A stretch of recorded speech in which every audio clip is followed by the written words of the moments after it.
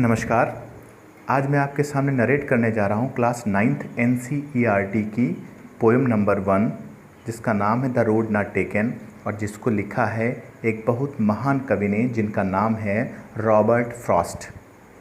Robert Frost साहब ने इस पोएम को 1915 में लिखा था। उन्होंने इस पोएम को अपने दोस्त के लिए लिखा था, जिनका नाम था एडवर्ड थॉमस। लेखक ने यह पोएम इंग्लैंड में लिखी थी। कवि एक जंगल के पास खड़ा हुआ है और जंगल से दो रोड्स निकली हुई हैं और दो रोड अलग अलग डायरेक्शन में जा रही हैं, अलग अलग दिशाओं में जा रही हैं।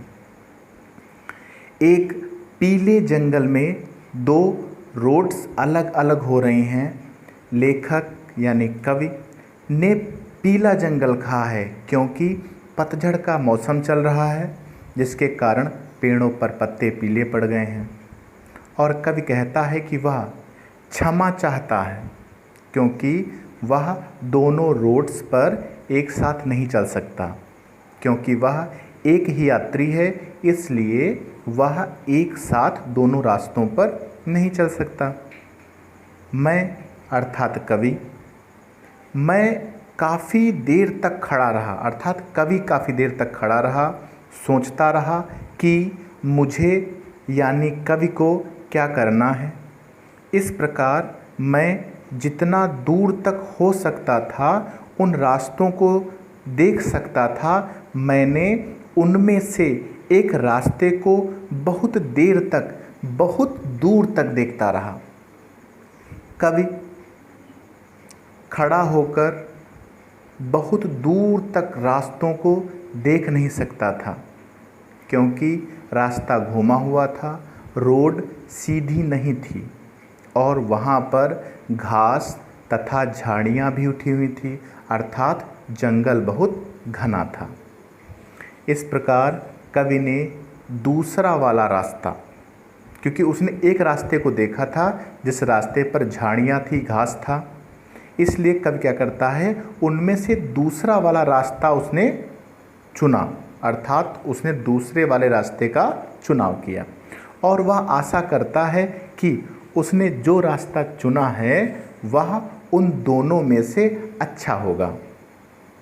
वह पहला रास्ता इसलिए छोड़ देता है क्योंकि उस रास्ते पर घास थी और उस घास पर ज़्यादा चला नहीं गया था।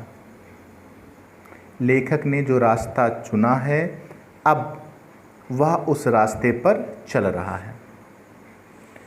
जब वह उस रास्ते पर चल रहा है तो वह सोचता है कि दोनों एक ही जैसे हैं, क्योंकि इस रास्ते पर भी ज़्यादा चला नहीं गया है।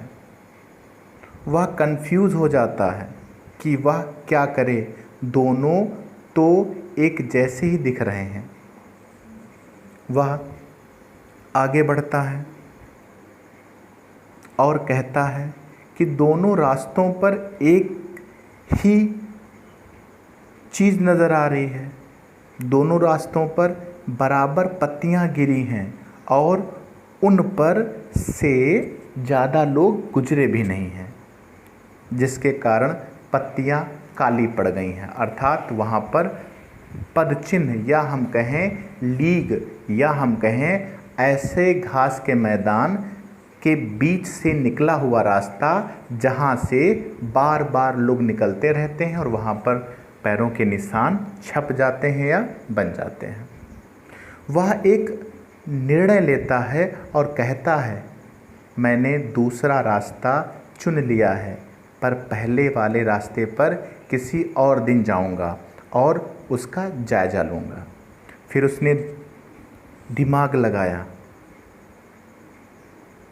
और उसके दिमाग में दूसरी बात आती है और वह सोचता है कि वह जिस रास्ते पर चल रहा है वह रास्ता कैसे उसे दूसरे रास्ते पर लेकर चला जाएगा। फिर वह सोचता है कि मैं जिस रास्ते पर चल रहा हूँ वह दूसरे रास्ते से मिलेगा और दूसरा रास्ता किसी अन्य रास्ते से मिलेगा, तो क्या मैं अर्थात लेखक कभी वापस आ पाएगा? वो पहला रास्ता ट्राई करने के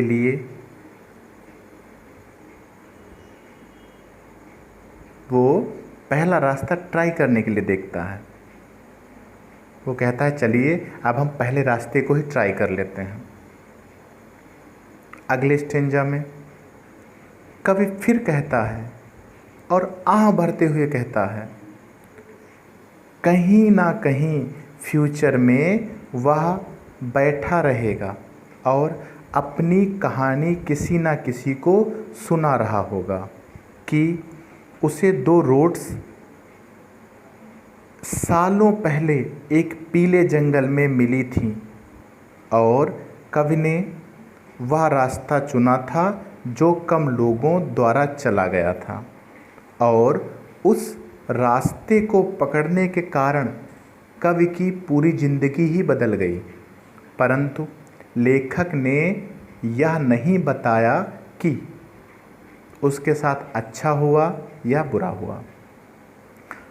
ठीक उसी प्रकार जिस प्रकार हमारे जीवन में एक समय ऐसा भी आता है जब हम निर्णय ही नहीं ले पाते हैं, जब हमें 2 रास्तों में से किसी एक रास्ते का चुनाव करना होता है। हम यह भी नहीं जान पाते कि क्या सही है और क्या गलत। उम्मीद है आपको ये नरेशन समझ में आया होगा। धन्यवाद।